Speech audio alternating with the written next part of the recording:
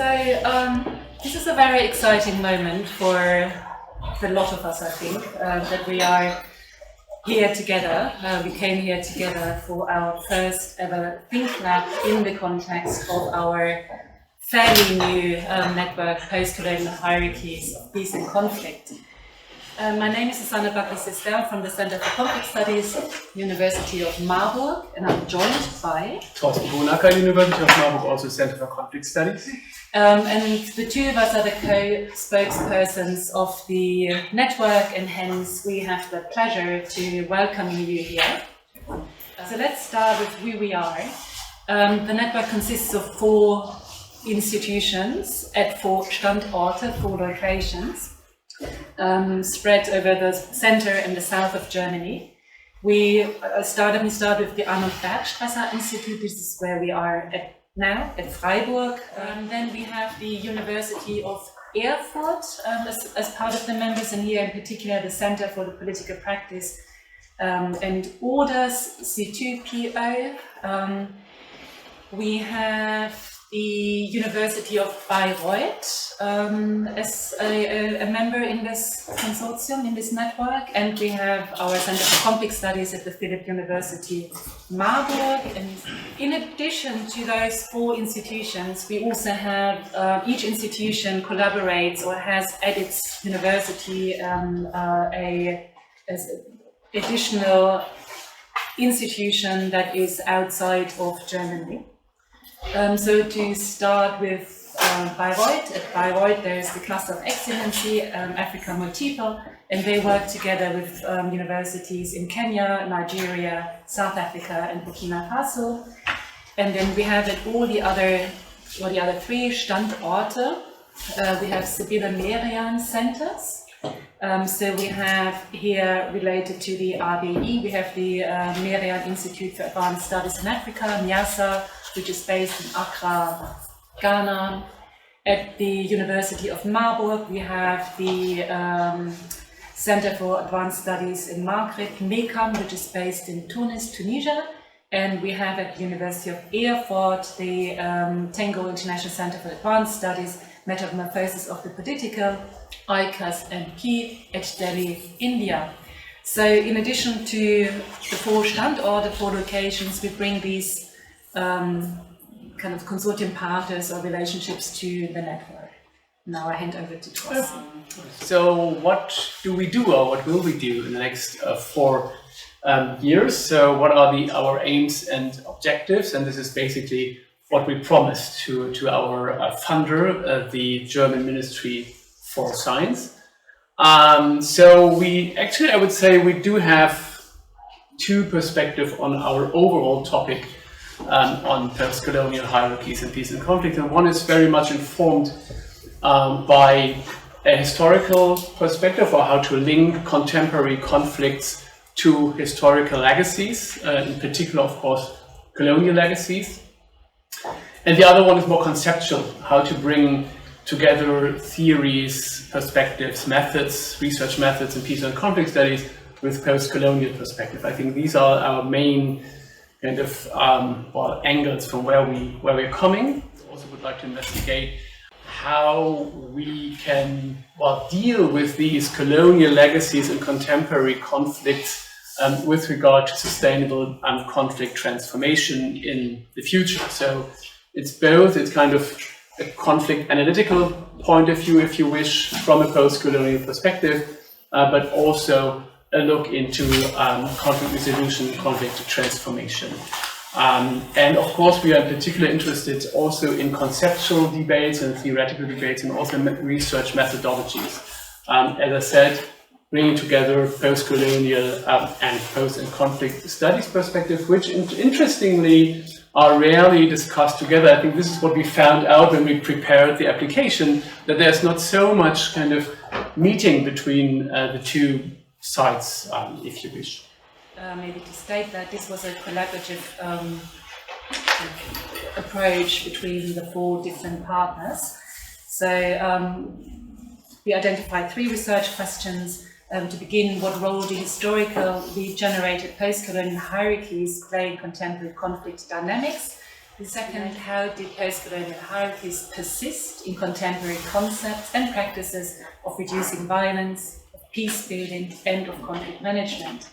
How can these be overcome with the aims of achieving sustainable peace? So here we kind of build a bridge between kind of the historically generated dynamics to kind of more present questions of violence, peace, and conflict. And lastly, on a more epistemological level, how do postcolonial hierarchies manifest themselves in epistemological and knowledge production in peace and conflict studies? How can peace and conflict research contribute to a transformation of such hierarchies? And here we're thinking of research, but we're also thinking of teaching. So in kind of academic context, I suppose. We decided to do this in 3 research areas in order to disaggregate the big questions Susanne just mentioned. And these are 3 areas which I would say are very classical for peace and conflict studies, maybe the most dynamic fields of research in recent years. The first one is dealing with violence, where I guess we started with thinking about domestic intrastate violence, but now of course also interstate violence comes into the picture again. So I guess we will tackle both forms, and also I guess question whether this is a differentiation between international and intrastate, which really works for us if we look into colonial legacies, right?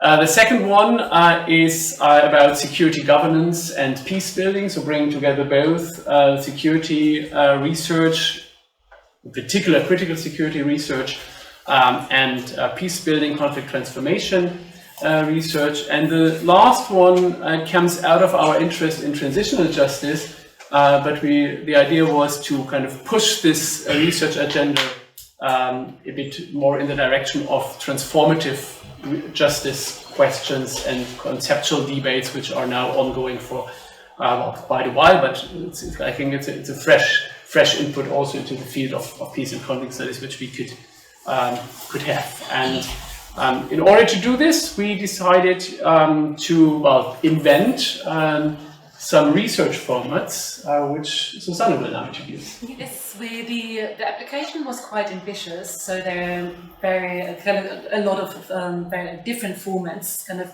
trying to move into different directions with different audiences. Sometimes some of them are more internal, conversation amongst ourselves, others are more towards the outside, and others are more kind of really ambitiously global.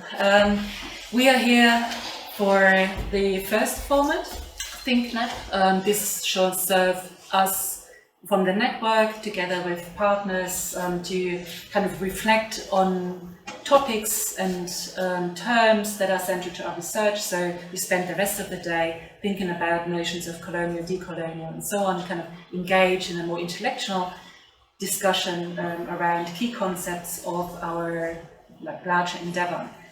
We have every other month a research colloquium, which we do online. This is a space where we have the opportunity to discuss our own work in progress, our own publications, our own thoughts. So it's about kind of engaging with each other again intellectually, but also kind of with the kind of output focus of kind of discussing texts and publications.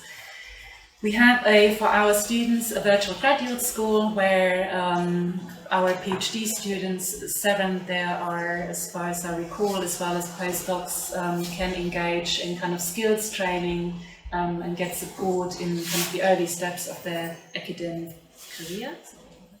We have international networking strategies. I already mentioned the kind of institutions we're related to, the Meriam Centers and the Excellence Cluster. But also beyond, the idea is to kind of engage with colleagues from various countries all around the world. We have a small fellowship program where we have the opportunity to get people who are interested in the kind of work we're doing to come and stay with us for a limited period of time to discuss their work, discuss our work, kind of engage with each other. And last but not least, this is what I meant, we have a very kind of ambitious, also global aspiration. We are setting up, under the lead of RBI here, a virtual encyclopedia with texts, images, videos pertaining to issues of postcolonial hierarchies of peace and conflict that will be open access and will hopefully be used by many people around the globe, but at the same time we are very happy for people around the globe to contribute to this, so it becomes a very lively resource, but also kind of, in a sense, also a moment of exchange. And we not only discuss global issues, we are also present in the global World Wide Web, so on all social media platforms, apart from TikTok, I guess.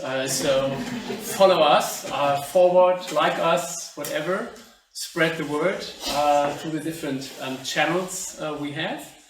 I think with that we are done, and we are, as Susanne said in the beginning, really thrilled now to start our first, well, content-related conversation, so to speak.